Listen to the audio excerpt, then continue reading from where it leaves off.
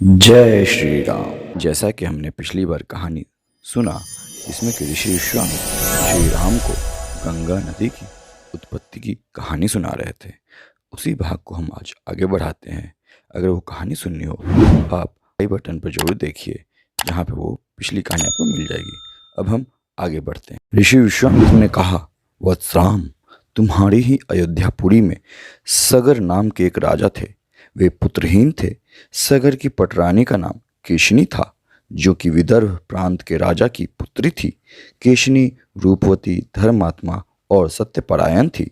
सगर की दूसरी रानी का नाम था सुमति, जो राजा अरिष्टनेमि की कन्या थी। महाराज सगर अपनी दोनों रानियों को लेकर हिमालय के भृगु पस्त्रवन नामक प्रांत में गए और पुत्र प्राप्ति के लिए तपस्या करने लगे। उनकी तपस्या से महर्षि भृगु प्रसन्न हुए और उन्हें वर दिया कि तुम्हें अनेक पुत्रों की प्राप्ति होगी। दोनों रानियों में से एक का केवल एक ही पुत्र होगा, जो कि वंश को बढ़ाएगा, और दूसरी के 60,000 पुत्र होंगे।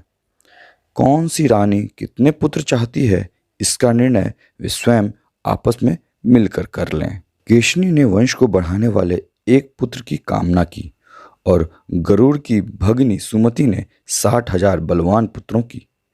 कुछ काल के पश्चात रानी केशिनी ने असमंज नामक पुत्र को जन्म दिया। रानी सुमति के गर्भ से एक तुम्बा निकला, जिसे फोड़ने पर छोटे छोटे 60,000 पुत्र निकले। उन सब का पालन पोषण घी के घरों में रखकर किया गया। कालचक्र व्यतीत होता गया और सभी राजकुमार युवा हो गए।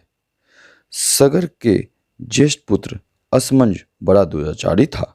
उसे नगर के बालकों को सरयू नदी में फेंककर उन्हें डूबते हुए देखने में बड़ा आनंद आता था। इस दुराचारी पुत्र से दुखी होकर सगर ने उसे अपने राज्य से निर्वासित कर दिया। असमंज के अंशुमान नाम का एक पुत्र था। अंशुमान अत्यंत सदाचारी और पराक्रमी था। एक दिन राजा सगर के मन में अश्वमेध यज्ञ करवाने का विचार आया।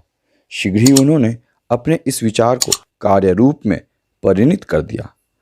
राम ने ऋषि विश्वामित्र से कहा, गुरुदेव, मेरी रुचि अपने पूर्वज सगर की यज्ञ गाथा को विस्तार पूर्वक सुनने में है। अतः कृपा करके इस वृत्तांत को पूरा पूरा सुनाइए। राम के इस प्रकार से जिज्ञासा व्यक्त करने पर ऋषि विश्वामित्र प्रसन्न होकर कहने लगे, राजा सगर ने हिमालय एवं विंध्याचल के बीच की हरितिमा युक्त भूमि पर एक विशाल यज्ञ मंडप का निर्माण करवाया। फिर अश्वमेध यज्ञ के लिए श्यामकर्ण घोड़ा छोड़कर उसकी रक्षा के लिए पराक्रमी अंशुमान को सेना के साथ उसके पीछे पीछे भेज दिया। यज्ञ की संभावित सफलता के परिणाम की आशंका से भयभीत होकर इंद्र ने एक राक्षस का रूप धारण किया और उस घोड़े को चुरा लिया। घोड़े की चोरी की सूचना पाकर सगर ने अपने 60,000 पुत्रों को आज्ञा दी कि घोड़ा चुराने वाले को पकड़कर या मारकर घोड़ा वापस लाओ। पूरी पृथ्वी में खोजने पर भी जब घोड़ा नहीं मिला, तो इस आशंका से कि किसी ने घोड़े को तह खाने में न छुपा रखा हो, सगर के पुत्रों ने संपूर्ण पृथ्वी को खोदना आरंभ कर दिया।